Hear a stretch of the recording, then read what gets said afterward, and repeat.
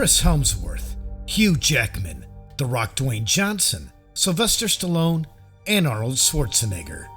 What do these Hollywood actors all have in common? Well, they're all jacked or ripped far beyond what the normal natural gym goer is.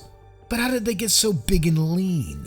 Hollywood would have you believe they achieved their physiques naturally, through strict diets and intense exercise regimens, eating nothing but chicken and broccoli, and spending 4 hours a day at the gym. But as anyone who eats healthily and works out hard for any substantial amount of time will tell you, the claims of these actors can't be 100% true. While these actors may indeed stick to specific diets, and while they may be working out rigorously, it is highly probable that they are also using some form of PEDs, performance-enhancing drugs.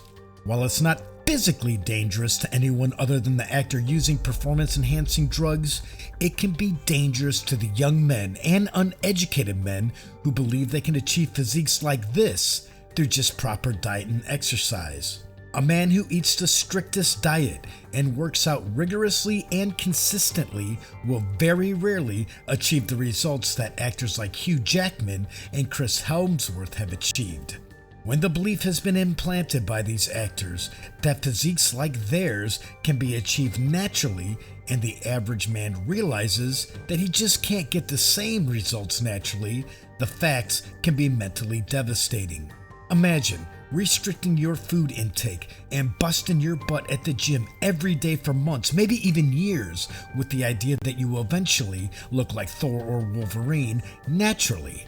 Saying to yourself, if Chris Hemsworth can do it, well, so can I. Only to realize that achieving such a physique naturally is simply just not possible. This realization can result in extreme demotivation, depression, and even body dysmorphic disorder. Body dysmorphic disorder is a mental health condition in which you can't stop thinking about one or more perceived defects or flaws in your appearance. A flaw that appears minor or can't even be seen by others, but you may feel so embarrassed, ashamed, and anxious that you may even avoid many social situations.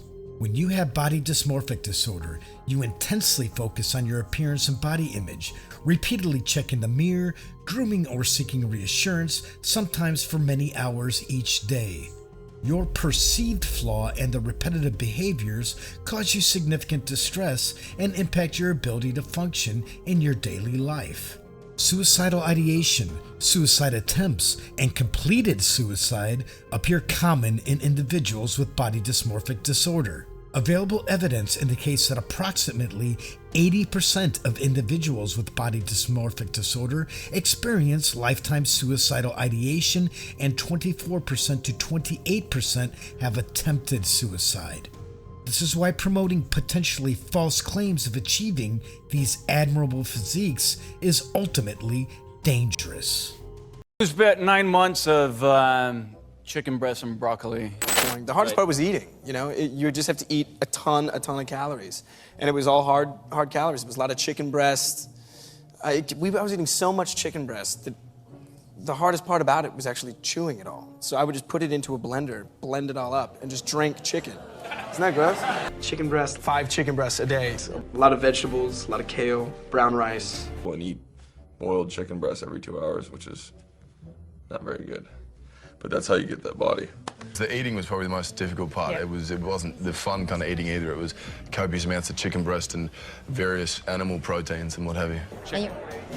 Chicken, loads of chicken, pounds and pounds. I would eat at least 2 rotisserie chickens a day myself. This is the chicken, fish, maybe steak, always protein 6 times a day. Protein, steamed vegetables, and occasionally some brown rice. See, you think it sounds nice, but it's not just like cheeseburgers. I mean, you have to eat like these just bland, naked pieces of chicken and rice, and it's not that appetizing. Right. You know, you have to keep your calories up to build muscle. That was the hardest part. You just get sick of food and you don't want to eat any more like orange roughy, you know, or white fish or chicken. And we were carb depleted as well, so we were eating chicken, broccoli all day, nothing else. Not out sweets. Tub of tuna with vegetables, and then chicken breast with letters, and then protein shake, and then protein bars, and it's like, I was already halfway there, so about 1.5 years of like literally, you know, brown rice, grilled chicken, broccoli, 1.5 gallons of water a day. Now, while these Hollywood actors do have the world's best trainers at their fingertips, and while they are getting paid millions of dollars to diet and train to fit the roles they were hired for, many of these actors are still either too built or shredded to have achieved the results naturally. Is it fair for me to say that? Well, let's take a look at male physiques of individuals who are most likely 100% natural. Jeff Cavaliere, Mario Tomic, and Chris Heria all claim to be natural bodybuilders, and they very well could be. And if they are natural, don't expect to look like them either after a few months at the gym. These are extreme examples of natural bodybuilders. To build their amount of muscle and maintain their low body fat percentages is going to take a long time, a lot of consistency, and total discipline. But with these extreme natural bodybuilders in mind, compare their physiques to some of the Hollywood actors. Chris Hemsworth as Thor, The Rock Dwayne Johnson, and of course Arnold Schwarzenegger, who has admitted to using steroids in his past. Notice how much bulkier their builds are compared to the self-proclaimed natural bodybuilders. With the exception of Arnold Schwarzenegger, these actors have claimed they are natural bodybuilders. But are they being truthful? I can only determine the truthfulness of these actors' claims based off my own workout experience, which I'll get into in another video, but more importantly, off of other bodybuilders' analysis. The Rock, and he's standing there with his shirt off, with his shorts on. There's not a man alive who doesn't want to be built like that. They all want to be built like that. So if he's telling you that he's not doing anything to get that I don't know, and I don't know if he is.